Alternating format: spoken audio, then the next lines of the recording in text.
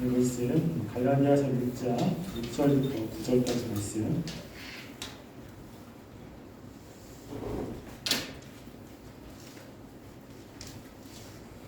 한 절씩 교독하겠습니다. 그리스도의 은혜로 너희를 부르신 이를 이같이 속히 떠나 다른 복음을 따르는 것을 내가 이상하게 여기노라. 다른 복음은 없나니 다만 어떤 사람들이 너희를 끌어나여 그리스도의 복음을 전하려 하느니라.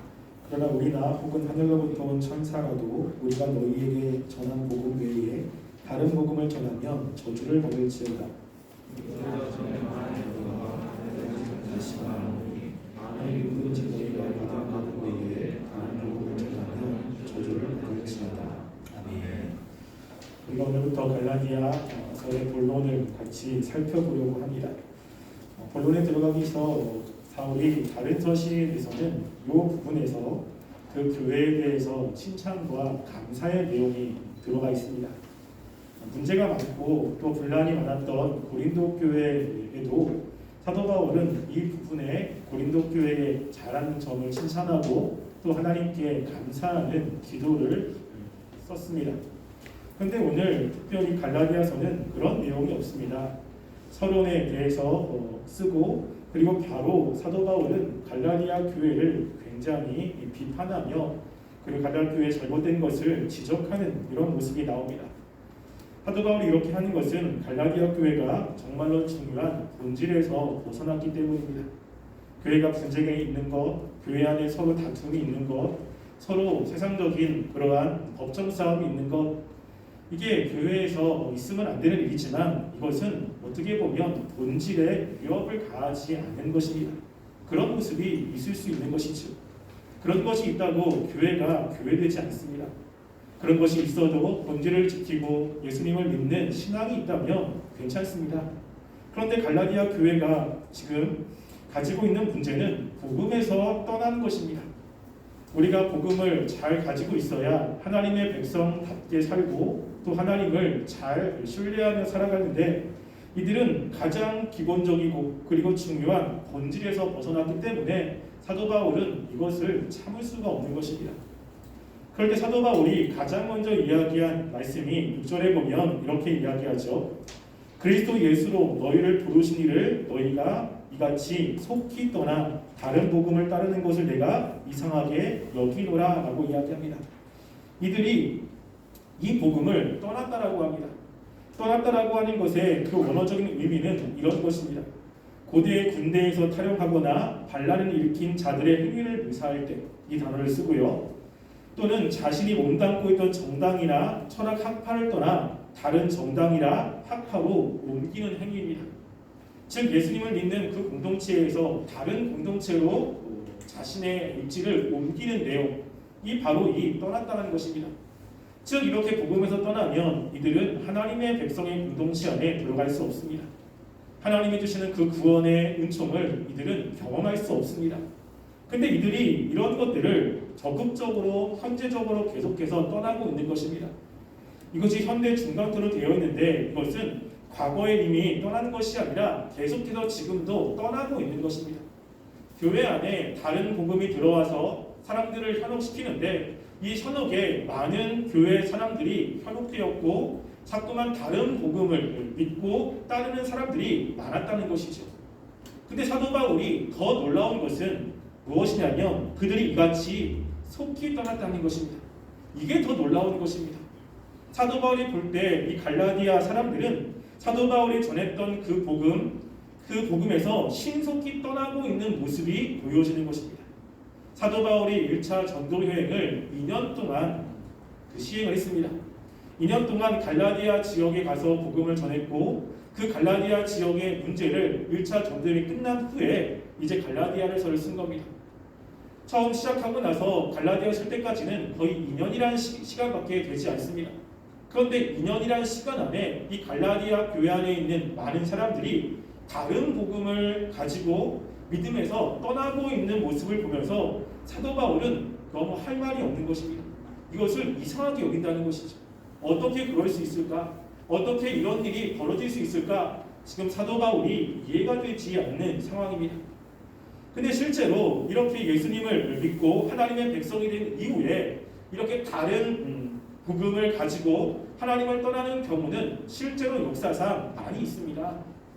우리가 구약은 아니지만 실제로 신약은 아니지만 구약에서도 이러한 것에 대해서 모세가 지적을 합니다. 지금 여기 속히 떠나라고 하는 이 단어가 구약에 한 번, 두 번 쓰입니다. 근데 그 두 개는 똑같은 사건을 기록할 때 쓰이는데요. 우리 출애굽기 32장 8절 말씀 한번 볼까요? 출애굽기 32장 8절 말씀입니다.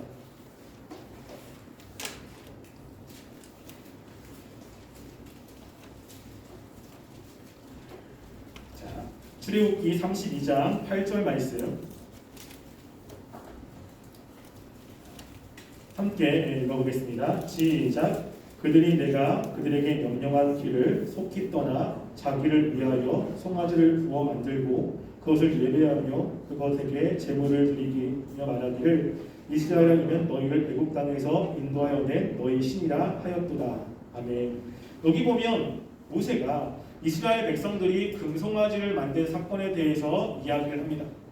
뭐라고 하냐면 그들이 내가 너희에게 명령한 길을 속히 떠나 자기를 위하여 송아지를 구워 만들고 그것을 예배하며 그것에게 예물을 드리니 라고 이야기합니다. 이스라엘 백성들이 하나님을 속히 떠났다는 것입니다. 하나님께서 이스라엘 백성들을 그 애굽에서 출애굽시킨 후에 그리고 거의 50일 정도 되었을 때에 시내산에 도착합니다.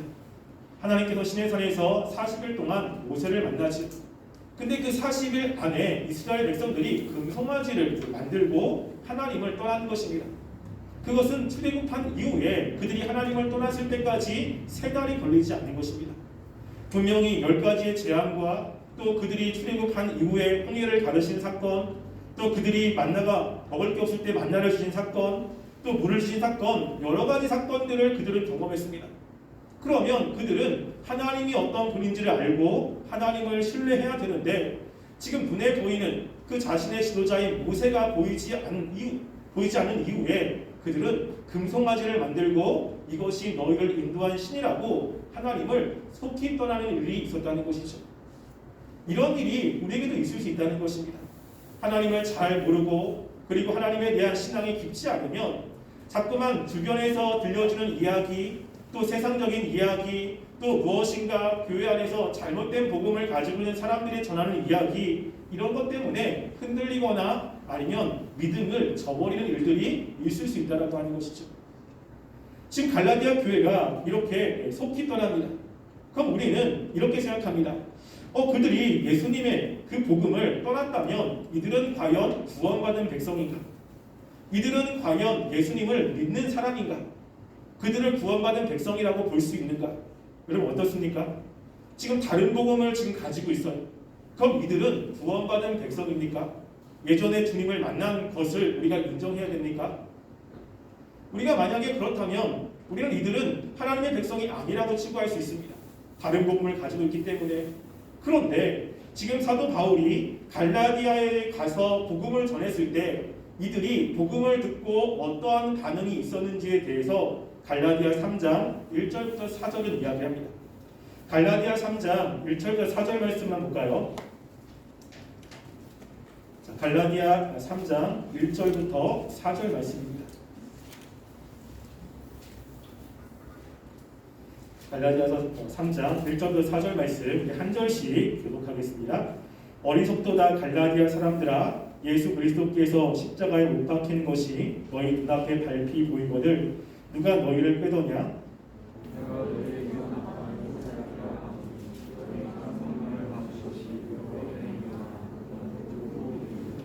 너같이 이것이 어리석으냐? 성령으로 시작하였다가 이제는 육체로 마치겠느냐?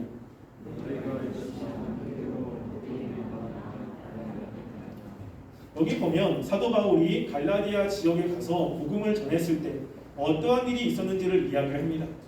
지금 다른 복음을 가지고 그것이 복음이라고 믿고 있는 갈라디아 사람들에게 어리석도다 갈라디아 사람들이라고 이야기하죠. 그러면서 주 예수께서 십자가에 못 박은 것이 너희 눈앞에 밝히 보이거늘 누가 너희를 꾀더냐라고 합니다. 그들이 복음을 들었을 때 그들은 예수님의 십자가를 믿었습니다. 예수님을 믿음으로 구원받는다는 것을 그들은 분명히 받아들였어요. 그 받아들이신 그 증거가 무엇이냐면 2절에 보면 나는 너희에게 다만 이것을 알려하노니 너희가 성령을 받은 것이 율법의 행위로냐 혹은 듣고 믿음으로냐 라고 이야기합니다. 이들에게 무엇이 찾아왔습니까? 성령이 임했다는 것입니다. 지금 사도 바울이 복음을 전할 때 갈라디아 사람들 가운데 성령이 임한 것이 너무나 분명한 것입니다. 그 성령을 통해서 예수님을 믿었고 그리고 예수님을 믿음으로 하나님의 백성들이 되었던 것이죠. 그런데 그 이후에 지금 유대인들이 찾아와서 할례를 받아야 하나님의 백성이 된다라고 하는 그 잘못된 진리를 이들이 듣고 그것 때문에 마음에 혼란이 찾아오기 시작하는 것입니다. 그래서 유대인들이기 때문에 유대인들은 하나님의 말씀을 더 잘 알고 있는 사람들 아니겠습니까? 특별히 예루살렘부터 왔다고 이야기하면 그들의 출신도 이들에게는 많은 영향을 주었을 것입니다. 그러니까 자신들이 알고 있는 것과 다른 이야기를 자꾸만 하는 거예요. 분명히 자신들은 성령을 통해서 예수님을 믿게 됐고 그 예수님을 믿음으로 하나님의 자녀라고 분명히 알았는데 자꾸만 다른 이야기가 계속 들려주는 것입니다. 이들은 그것 때문에 혼란이 찾아왔고 그 혼란 때문에 그 자신들이 가지고 있던 복음에서 벗어나는 일들이 있었던 것입니다. 이들은 구원받지 못한 백성들이 아닙니다. 분명히 성령을 경험했고 그것으로 믿음이 있는 사람인데 그 이후에 자꾸만 비진리들을 듣고 자꾸만 그 이후에 다른 복음들이 들려오기 때문에 그들의 마음이 하나님께 분명하지 않고 신앙이 견고하지 않아서 흔들리고 그들이 다른 데로 탈선하게 된 거라고 하는 것입니다. 우리는 쉽게 예전에 열심히 신앙생활 하다가 지금 그렇게 열심히 하지 않는 사람들을 보며 예전에 그들이 가지고 있는 그 신앙은 잘못된 거야. 그들은 그렇게 했던 것은 실제 신앙이 아니라고 쉽게 치부하는 경우가 있습니다. 그런데 이 믿음이라는 것은 우리가 그렇게 쉽게 치부할 수 있는 것이 아니라는 것입니다. 우리가 지금 보면 옛날에 열심히 했다가 지금 믿음을 저버리는 사람들도 있습니다. 또 옛날에 열심히 했는데 무엇인가 탈선한 그런 교회나 목사님이나 주변의 사람들도 있습니다. 그런데 그들은 처음부터 그렇게 되는 것이 아닙니다. 처음에는 신실하게 예수님을 믿었고 신실하게 하나님을 신뢰하며 믿음으로 살았습니다. 그런데 문제는 무엇이냐면 그렇게 믿음을 지키며 살아야 되는데 점점점 세상의 풍파와 세상이 가지고 있는 흐름에 자꾸만 잠식되고 그것에 흔들리고 자신이 가지고 있는 믿음을 분명하게 소유하지 못하고 견고하지 못하면서 점점점 변질이 일어나기 시작한다는 것입니다. 이것이 문제가 되는 것이죠. 우리는 나는 지금 분명한 신앙을 갖고 있기 때문에 나는 변질되지 않을 것이라 확신한 사람이 과연 누가 있습니까? 그건 누구도 확신할 수가 없습니다. 나도 이렇게 변질된 복음을 가질 수 있다는 것입니다. 따라서 우리가 늘 언제든지 내가 변질될 수 있다는 것에 대해서 우리는 늘 염두에 두어야 됩니다. 그래서 예수님의 그 복음이 무엇인지를 늘 다시 한번 생각하고 그것을 통해서 나의 신앙을 재정립하며 내가 그 말씀 안에 들어가기 위해서 늘 애쓰는 모습이 우리 가운데 필요한 것입니다. 그렇지 않고 나는 괜찮아, 나는 예수님을 잘 믿고 있으니까 나는 안전할 거야 라고 생각을 한다면 나도 모르는 사이에 점점점 우리의 모습들은 변질될 수 있다고 하는 것입니다. 따라서 우리가 하나님의 말씀 가운데 든든히 서기 위해서 우리는 늘 하나님의 복음, 그 복음이 무엇인지를 늘 다시 한번 깨닫고 그 복음 앞에 우리 자신을 돌아보며 다시 우리의 신앙을 하나님께로 재정돈하는 것이 우리에게 필요합니다. 그럼 사도 바울이 이야기하는 것은 무엇이냐면 갈라디아서 1장에 보면요. 다른 복음이 없다는 것입니다. 여기서 이야기하는 다른 복음은 무엇이냐면 믿음에다가 행위를 첨가시키는 것입니다. 복음은 온전히 예수님의 믿음을 통해서만 우리가 구원받는다고 이야기를 하죠. 그런데 유대인들은 복음 가지고 안 된다는 겁니다. 믿음 가지고는 안 되고 지금 그들이 이야기하는 그 당시에 할례가 필요하다는 거예요. 할례를 행하지 않으면 구원을 받을 수 없다고 이야기합니다. 그래서 무엇인가 첨가를 시키는 거예요. 그래서 항상 교회에서 복음이 변질되거나 아니면 다른 복음으로 바뀔 때 항상 문제는 뭐냐면 그 믿음에다가 무엇인가가 첨가가 계속 되는 것입니다.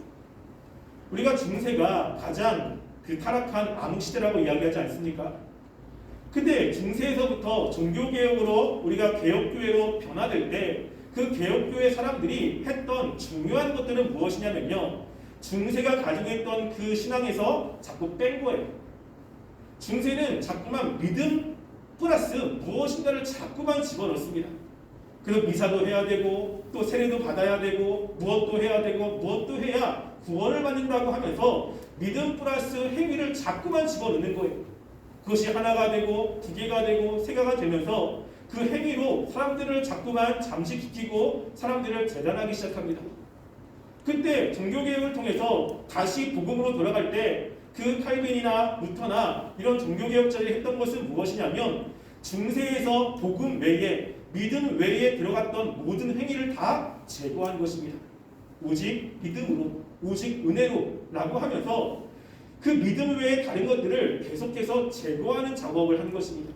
그러면서 복음을 선명하게 사람들에게 제시한 것이죠.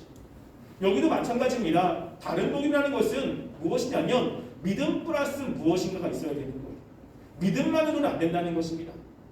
믿음 말고 무엇인가 행위가 필요하다는 것입니다. 그런데 행위를 강조하게 되면 반드시 나타나는 현상이 있습니다. 우리도 이신층이라고 해서 믿음으로 구원을 받는다라고 이야기하지만 실제 내가 믿음으로 구원을 받는다라고 하는 그 하나님의 복음을 제대로 가지고 있지 않고 무엇인가 그 안에 나도 모르는 사이에 행위가 드러난다면 반드시 우리 가운데는 이런 모습이 나타납니다. 그것이 무엇인지 아십니까? 로마서 3장 27절과 28절 말씀 한번 볼까요? 로마서 3장 27절과 28절입니다. 성경은 이것을 굉장히 많이 강조하고 그리고 많이 이야기를 합니다. 우리가 이것을 굉장히 조심해야 되는 것입니다. 로마서 3장 27절과 28절 말씀입니다. 함께 읽어보겠습니다. 읽겠습니다. 시작. 그런즉 자랑할 때가 어디냐? 있을 수 없느니라. 무슨 법으로냐? 행위로냐? 아니라 오직 믿음의 법으로니라. 그러므로 사람이 의롭다 하심을 얻은 것은 율법의 행위에 있지 않고 믿음으로 되는 줄 우리가 인정하노라. 지금 여기 보면 무엇을 이야기합니까? 자랑할 데가 없다는 것입니다. 지금 행위를 강조하면 뭘 이야기를 할 수밖에 없냐면 자랑이라는 거예요. 왜냐하면 나는 너보다 더 무엇을 행했다는 것입니다. 너는 나보다 못했기 때문에 나는 너보다 낫다는 것입니다. 자기가 했던 어떤 행동들을 자랑하게 됩니다. 나는 예배를 많이 드렸어. 나는 기도를 더 많이 했어. 나는 성경을 더 많이 읽었어. 나는 너희들이 하지 않던 어떤 고행을 했어. 어떤 금욕주의를 했어. 라고 하는 행위가 들어가게 되면 반드시 자랑이 나옵니다. 내가 너보다 낫다는 것이. 그러면서 교만하게 되는 것입니다. 사도 바울은 고린도전서 1장 29절 말씀에도 이렇게 이야기합니다. 이건 제가 읽어드릴게요. 이는 아무 육체도 하나님 앞에서 자랑하지 못하게 하려 함이라 라고 이야기합니다. 지금 하나님께서 우리들에게 믿음으로 은혜로 구원을 주신 것은 누구도 자랑하지 못하게 하는 거예요. 하나님 앞에서 다른 사람 앞에서 내가 너보다 낫다, 나는 이것 때문에 너보다 훨씬 잘한다라고 하는 자랑을 하지 못하게 한다는 것입니다. 우리가 잘 알고 있는 에베소 2장 8절 9절도 이렇게 이야기하죠.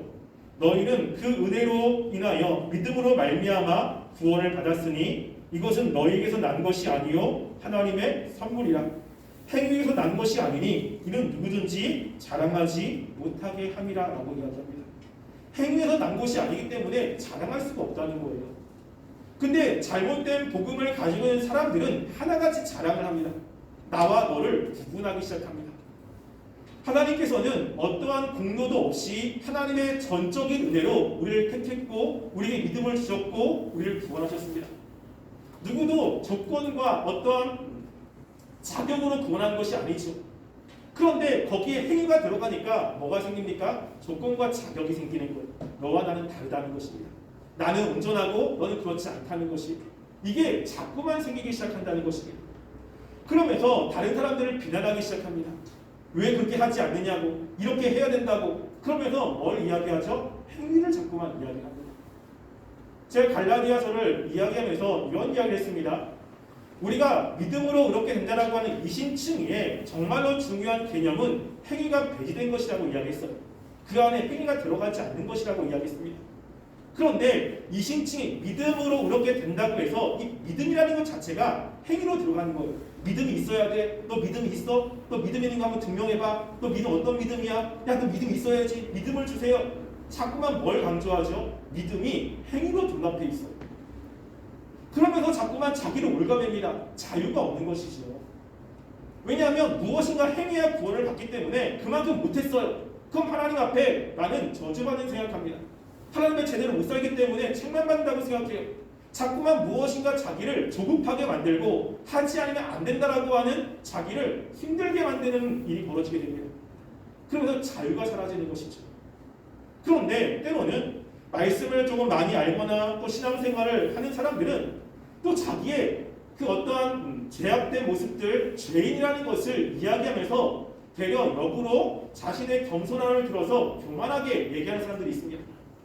이런 것이죠. 말씀을 들었더니 난 정말로 죄인 같아. 야, 내 안에는 선한 것이 하나도 없어. 야, 정말로 나는 이런 것도 다 죄야 라고 이야기합니다. 어떻게 보면 참 그럴듯해 보입니다. 하나님의 은혜가 임하는 것처럼 보입니다. 여러분, 그런데 세상에서 이야기하는 그 범죄를 저지른 사람들이 나 범죄 저질렀어. 난 정말 이렇게 죄를 많이 저지른 사람이야 라고 당당하게 이야기할 수 있습니까? 다른 사람의 그것을 이야기할 수 있습니까? 이야기할 수 없어요. 부끄러운 거예요. 죄라고 하는 것은 굉장히 부끄러운 것입니다. 내가 잘못 살고 있다는 것을 증명해내는 거예요. 그런데 그 잘못 사는 것을 증명해내는 것을 마치 내가 거룩한 것이라고 착각하고 있는 것입니다. 그래서 뭘 그 마음속에 가지고 있죠? 나는 하나님의 은혜로 난 거룩해. 너희들은 그런 거 없지. 나는 내 죄를 알아. 근데 너희들은 죄도 모르잖아. 라고 하면서 그 회개라고 하는 것으로 나와 다른 사람을 또 구분시키기 시작합니다. 이게 다른 복음 안에 들어가 있는 거예요. 하나님께서 만약에 우리가 정말로 죄인이라면 부끄러워해야 돼요. 하나님 앞에 가가지고 하나님께 알아야 되는 것입니다. 다른 사람에게 난 죄인이라고 이야기할 수 없어요. 왜? 그 죄인이라는 것이 무엇인지 알기 때문에 그렇습니다. 그런데 자신이 죄인이라는 것, 자신의 죄가 많다는 것, 이것들을 되게 은혜스럽게 자신이 믿음이 좋다고 하나님의 은혜가 임하는 것처럼 이야기한다는 것 자체가 뭐가 들어가 있습니까? 행위가 들어가 있어요. 나는 영적으로 뛰어나다는 것이죠. 나는 무엇인가 하나님과 깊은 교제 가운데 있다는 것입니다. 이런 것들이 지금 다른 복음 안에 들어가 있습니다. 그래서 우리가 정말로 하나님의 복음이 어떤 것인지를 분명히 알면 거기에 따른 모습이 자연적으로 나옵니다. 근데 다른 복음이 나오게 되면 반드시 나타나는 것은 자랑이라는 것입니다. 그리고 자랑은 다른 사람들을 비난하는 것으로 나오게 됩니다. 반드시 그렇습니다. 그 사도 바울은 가는 곳곳마다 믿지 않는 사람들 그들을 위해서 기도하지요. 교회가 무엇인가 문제가 있으면 그 교회의 문제를 지적하긴 하지만 그들이 하나님께로 돌아오기 위해서 끊임없이 기도하며 그들을 사랑합니다. 그런데 지금 여기에 있는 다른 복음을 가지고 있는 그 율법을 이야기하는 사람들은 교회를 깨트립니다. 자꾸만 자신과 다른 사람을 분리해냅니다. 교회 안에서 사람들을 자꾸만 끄집어내서 그 사람들 가운데 계급을 만들고 잘 사는 사람, 못 사는 사람 이런 벽을 만들기 시작합니다. 다른 복음 안에 이게 있다는 거예요. 근데 이런 복음이 왜 그렇게 무섭냐면 그 다음에 사도 바울이 뭐라고 이야기를 하냐면요. 갈라디아서에 보면 8절과 9절에 이렇게 이야기합니다. 그러나 우리나 혹은 하늘로부터 온 천사라도 우리가 너희에게 전한 복음 외에 다른 복음을 전하면 저주를 받을 것이다 라고 이야기합니다. 그것을 9절에서 또 이야기합니다. 우리가 전에 말하였거니와 내가 지금 다시 말하노니 만일 누구든지 너희가 받은 것 외에 다른 복음을 전하면 저주를 받을지어다. 똑같은 말을 같이 합니다. 왜 그러죠? 중요하기 때문입니다. 다른 복음을 전하면, 다른 복음을 가지고 있으면 무엇이 문제냐면 저주를 받는다는 것입니다. 이 저주라고 하는 것의 그 헬라어 단어는요, 아나데마라고 하는 그런 단어입니다. 근데 이것은 히브리어의 헬렘이라고 하는 단어를 헬라어로 바꾼 거예요. 여러분 헬렘 아시죠? 헬렘은 무슨 하나님께 멸망받은 것을 이야기합니다.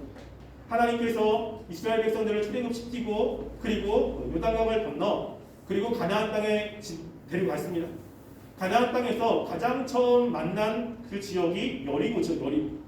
하나님이 여리고의 모든 것들을 전멸하라고 합니다. 거기에 남녀노소 그리고 모든 가축들을 다 진멸하라고 합니다. 만약에 그것을 하나라도 살려두고 그것을 가지고 있는 사람은 대신 죽는다라고 이야기하죠. 거기서 이야기하는 전면, 완전히 멸망시키는 것을 가리켜서 헤렘이라고 이야기합니다. 하나님이 완전히 멸망시키는 거예요. 이 저주가 그런 거예요. 다른 복음을 전하면 저주를 받습니다. 하나님께 완전히 멸망당할 수밖에 없다는 것이죠. 이게 문제가 되고 있는 것입니다. 그런데 이렇게 저주를 받는 사람이 누구냐면 8절에 보면요. 우리나 혹은 하늘로부터 온 천사라도라고 이야기합니다. 지금 우리는 사도 바울과 사도들과 함께 있는 공동체를 이야기하죠. 이들이 복음을 전하는 거예요. 근데 처음 복음을 전하는 것 말고 이들이 또다시 거기에 행위를 첨가하는 다른 복음을 전하면 사도 바울 자신이라도 자신도 저주받는다는 것입니다. 천사도 마찬가지. 왜 천사가 나오냐면 이 당시에 잘못된 거짓 교사들이 자신의 메시지를 강화시키기 위해서 천사가 나에게 전해졌다라고 이야기하는 일들이 있습니다. 갈라디아 3장 19절에 보면 이렇게 이야기하죠. 갈라디아 3장 19절 말씀 보면요. 제가 읽어드리겠습니다. 그런데 율법은 무엇이냐? 범법함으로 더하여 진 것이라. 천사를 통하여 한 중보자의 손으로 베풀어진 것인데 약속하신 자손이 오기까지 있을 것이다 라고 이야기합니다. 예수님에 대해서 천사를 통해서 이야기했다고 하는 거예요. 이것을 거짓 선지자들은 바꾸어서 지금 나에게 천사가 이야기한 거야. 이것은 하나님이 보내신 천사가 와서 지금 이렇게 하라고 얘기한 거야 라고 하는 거짓 선지자가 있는 것입니다. 그러니까 천사가 와서 이야기했다고 하면 사람들은 신빙성이 있죠. 야, 천사가 얘기했다고? 야, 그럼 지켜야지. 하나님이 천사를 보내면 반드시 지켜야 되지 않아? 라고 이야기하는데 중요한 것은 무엇입니까? 누가 했느냐가 중요한 게 아니에요. 천사가 와서 이야기했느냐 아니면 우리라고 하는 사람이 이야기했느냐 누가 이야기한 것이 아니라 그 내용이 무엇이냐는 것입니다. 우리가 너희에게 전하여 준 그 내용 외에 다른 것을 이야기하면 저주를 받는다는 거예요. 그 메시지가 중요한 것입니다. 그래서 천사라도 하나님이 지금 사도 바울이 이야기한 이 복음, 예수님을 믿음으로 구원받는다는 것 외에 다른 행위를 이야기한다면 그거는 하나님이 보내신 천사가 아니라는 것이죠. 구분해야 된다는 것입니다. 그래서 사도 바울은 이 복음이 하나님이 주신 복음을 지켜야 되고 이 복음이 중요함을 이야기합니다. 근데 우리가 다른 사람들에게 무엇인가를 전합니다. 다른 사람에게 무엇인가를 이야기할 때 주의할 것이 있습니다. 과연 내가 하나님이 말씀하신 그 복음을 전하고 있느냐라고 하는 거예요. 우리는 당연히 예수님을 믿어야 구원을 받는다고 전하기 때문에 복음을 전한다고 이야기할 수 있습니다. 여러분 그런데요. 문자적인 것을 전하는 것과 그 문자가 가지고 있는 내용을 함께 전하는 것은 다른 의미가 있습니다. 제가 요즘에 읽고 있는 그 철학책 중에 러셀이라는 사람이 이런 이야기를 했어요. 그 이야기를 듣고서 되게 많은 고민들을 좀 제가 하게 됐습니다. 여러분 한번 제가 읽어드릴 테니까 한번 들어보시기 바랍니다. 총명한 사람의 말을 무둔한 사람이 전하게 되면 도무지 정확하게 전달할 수 없다. 왜냐하면 아둔한 사람은 자신이 들은 내용을 무의식적으로 자신이 이해할 수 있게 바꾸어 말하기 십상이기 때문이다. 나는 철학을 전혀 이해하지 못하는 친구보다 차라리 철학자들 가운데 나를 가장 호되게 비판하는 철학자가 나의 사상을 전달해 주기를 바란다 라고 이야기합니다. 자신의 사상이 굉장히 심오한 거예요. 그런데 심오한 그 얘기를 했습니다. 근데 무중한 사람은 다 이해를 못하는 거예요. 그래서 철학자가 얘기한 것에 대해서 문장 아니 단어를 이야기하지만 그 내용 자체가 정확하게 다른 사람에게 전달이 되지 않습니다. 그러면 변질이 된다는 것이죠. 차라리 자신의 이야기를 나랑 친한 철학을 알지 못하는 사람이 아니라 나를 비판하는 철학을 가장 잘 아는 사람이 내 얘기를 전했으면 좋겠다는 것이죠. 복음도 마찬가지입니다. 우리가 단지 성경에 나와 있는 문자를 전하는 것, 어떠한 문자적인 내용만 이야기하는 것, 근데 내가 그 안에 있는 내용을 깊이 있게 깨닫지 못한다면 우리는 그 문자를 분명히 복음인데 분명히 은혜인데 거기에 행위를 첨가해서 전할 수 있다는 것이죠. 변질될 수 있다는 거예요. 이거를 조심해야 된다는 것입니다. 사도 바울은 뭐라고 이야기합니까? 그렇게 전하면 저주를 받는다고 이야기합니다. 그래서 우리가 무엇인가를 들었고 그것이 무엇인지를 정확히 알기 전에 섣불리 그것을 다른 사람에게 전하는 것을 조심해야 된다는 것입니다. 그 내용이 어떤 것인지를 정확히 알아야 되는 것이고 그것이 정말로 성경에서 이야기하는 그 내용을 알아야 우리가 다른 복음을 전하지 않을 수 있다는 겁니다. 지금 사도 바울은 그게 굉장히 두려운 거라는 것입니다. 만약에 다른 복음을 전하면 저주를 받아요. 근데 그 저주가 무엇인지도 이야기를 합니다. 갈라디아서 5장 4절 말씀을 볼까요? 다른 복음을 가지고 있거나 다른 복음을 전하는 사람들이 하나님이 주시는 그 저주를 받게 됩니다. 갈라디아서 5장 4절 말씀입니다. 함께 읽어보겠습니다. 시작. 율법 안에서 의롭다함을 얻으려 하는 너희는 그리스도에게서 끊어지고 은혜에서 떨어진 자로다. 아멘. 그 저주가 무엇이죠? 율법 안에서 의롭다함을 얻으려고 하는 너희, 그리스도에게서 끊어지고 은혜에서 떨어진 자들이라는 것입니다. 하나님의 은혜에서 떨어진 거죠. 근데 은혜에서 떨어지면 어떤 일이 벌어집니까? 우리 서론 제가 이야기했죠. 사도 바울이 서론에서 뭐라고 하냐면 그 하나님과 그리스도의 은혜와 평강이 너에게 있기를 원한다. 평강이라는 것이 무엇으로 찾아오면 은혜로 찾아온다는 거예요. 하나님의 은혜 가운데 있으면 우리 마음 가운데 평강이 있습니다. 이 마음에 평화가 찾아오는 거죠. 그래도 어렵고 힘든 상황이지만 그것이 하나님을 바라보며 하나님의 은혜로 마음에 기쁨이 있습니다. 평안함이 있어요. 그런데 율법이 들어가면 평안이 사라지는 거예요. 이걸 해야 되는 겁니다. 이걸 하지 않으면 하나님 나를 인정하지 않는 거예요. 이렇게 해야 하나님의 구원받은 백성이라고 증명이 되는 것입니다. 이거 하지 않으면 자꾸만 너무 힘든 거예요. 그러니까 마음에 평안이 사라집니다. 나 이거 못했어. 저것도 못했어. 나 이것도 안 했어. 근데 하나님이 언제 우리의 조건과 우리의 행위를 가지고 우리에게 은혜를 줬습니까? 이런 거로 주는 게 아니라는 거예요. 그래서 바른 복음을 가지고 있는 사람들은요, 평화가 있습니다. 내가 잘 못 살지라도, 내가 무엇인가 말씀에 떠나는 것일지라도 나를 구원하신 그 구원이 내 행위에 있지 않기 때문에 하나님의 그 은혜에 감사하며 하나님께 당당하게 나갈 수 있습니다. 왜냐하면 내 행위로부터 구원받은 게 아니기 때문이죠. 그런데 행위로부터 구원을 받는다고 생각하는 사람들은 하나님께 당당하게 나가지 못합니다. 자꾸만 부끄러운 거죠. 내 안에 무엇인가 하지 못한 것들이 자꾸만 생각납니다. 하나님께 사랑받으려면 더 해야 되고 더 무엇인가 하나님 앞에 사랑받기 위해서 애쓰려고 하는 무엇인가가 있는 거예요. 그래서 우리가 우리 자신이 어떠한 상태에 있는지를 한번 생각해 보시기 바랍니다. 무엇인가 못했을 때 나는 어떤 생각을 가지고 있습니까? 무엇인가 제약된 삶이 있었을 때 하나님께 먼저 나아갈 때 나는 무엇에 근거해서 하나님께 나아갑니까? 내가 이러한 상태일지라도 하나님은 나의 조건과 내가 어떤 행위가 아니라 하나님의 전적인 은혜로 나를 구원했다라고 하는 것을 믿는 사람들은 기쁨으로 나아갑니다. 그리고 하나님 앞에 철저하게 의지하며 주님을 바라보게 되죠. 근데 무엇인가 행위를 가지고 하나님께 나가려고 하는 사람들은 마음속에 꺼림직한 것이 있습니다. 자꾸만 무엇인가 하나님께 나갈 수 없는, 자꾸만 제동을 걸게 만드는 무엇인가가 있습니다. 무엇이죠? 다른 복음을 가지고 있습니다. 따라서 우리가 사도 바울이 여기서 이야기하는, 지금 갈라디아에서 이야기할 때 사도 바울은 지금 저주를 선포하면서 이야기합니다.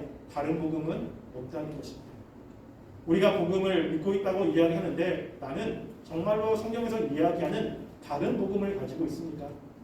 우리가 다른 복음을 가지고 있다면 우리가 무엇인가 어려울 때, 힘들 때, 내가 하나님의 말씀대로 잘 못 사는데 하나님께 나아갈 때 뭐가 있죠? 이 복음으로 인해서 담대함이 있습니다. 그런데 자꾸만 행위를 가지고 무엇인가 하려면 하나님께 나아가려고 할 때 부끄럽죠. 무엇인가 담대함이 없어요. 왜냐하면 내가 못 살기 때문입니다. 자꾸만 행위에 관심이 있기 때문에 그렇습니다. 우리가 이 말씀을 통해서 내가 정말로 하나님의 바른 복음을 가지고 있는 사람인지를 한번 확인했으면 좋겠고요. 우리가 하나님의 온전한 복음을 받기 위해서, 소유하기 위해서 늘 분투하시면 좋겠고, 이 복음의 그 풍성한 것들을 삶으로 누리는 우리 청년부가 되시기를 주님의 이름으로 간절히 소원합니다. 기도하겠습니다. 오늘 사도 바울은 다른 복음을